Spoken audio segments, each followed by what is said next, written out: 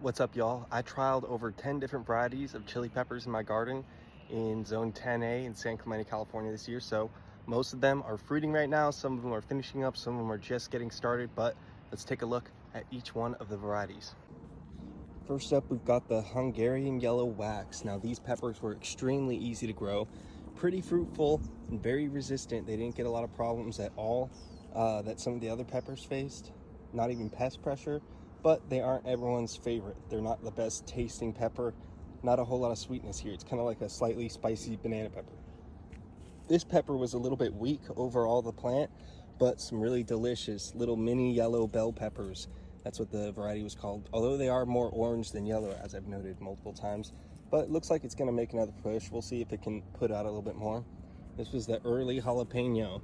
I could have probably picked off some of the smaller fruits earlier, as I've mentioned again several times, but still got some nice sized jalapenos. These things are pretty hot, and this plant is really healthy. So you can see that one did really well. There's a Marconi right here. I've got a few of these, so I'll show those off. Really nice. These did really well. It's kind of like an elongated bell pepper, really sweet, gets red. Beautiful peppers. Those did pretty good. They do require staking. They got a little lanky, and they're very big and heavy peppers. I got the Trinidad red hot cherry pepper.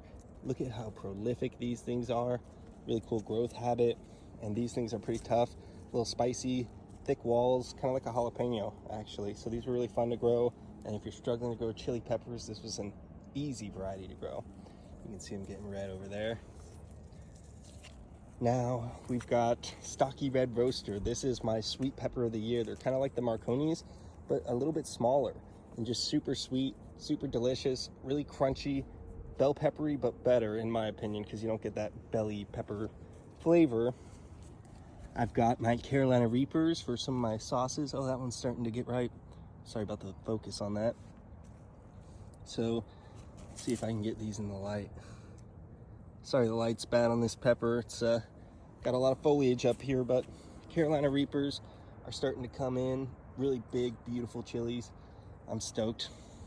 I've also got the Piquino. Piquillo means, or Piquino means little kiss, I believe. And these things are pretty flavorful, almost kind of smoky. I guess they're good to pickle amongst other things, but I really like just eating one, popping one when I'm out here in the garden. They only got like 1,000 Scoville, so they're pretty chill. All right, over down here, I've got one of my little datil experiment plants, although I've got some bigger ones at the other garden. You can see one of those is a pretty hot, sweet chili. Got those seeds from my pepper growing friend locally.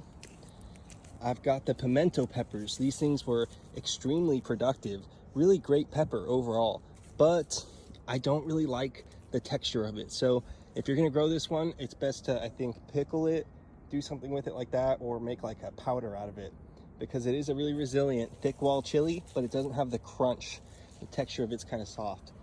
This was one of my favorite peppers of the year, the Italian Rayano. Man, these things yielded pretty well. Really beautiful waxy peppers, thinner skins on them, but just such a good spice and flavor. Just these alone will make your dish just like the perfect heat level. Really, really delicious chilies. Pretty lanky plant though overall. Definitely needed some support on that one. Here's another one of those beautiful stocky red roasters. It's pretty much picked clean. There's one down there. I've got a volunteer serrano plant. I had 3 of these come up in my compost this year. Didn't know what they were going to be, but I'm glad I held on to them because serrano chilies are awesome. And my overwinter plant from last year is starting to look a little fugly, as you can see, even though it's still making me plenty of delicious serrano chilies. Now, moving on, here's a more pristine stocky red roaster plant that still has some fruits I need to pick today. Looking beautiful. Seriously, try to grow that one, you guys. It's actually, I believe, Italian genetics that were bred here in the United States. Moving on, another Hungarian yellow wax. Here's another beautiful Marconi. Oh my gosh, these things are so good. Then I've got the Ahi Gold. These peppers are pretty spicy, but not too hot. Really big, crazy growth habit on this plant. Definitely needed some support once the peppers started weighing it down. Probably could have used a bigger pot on this one as well. But that is most of the chili varieties that I've got in my garden this year.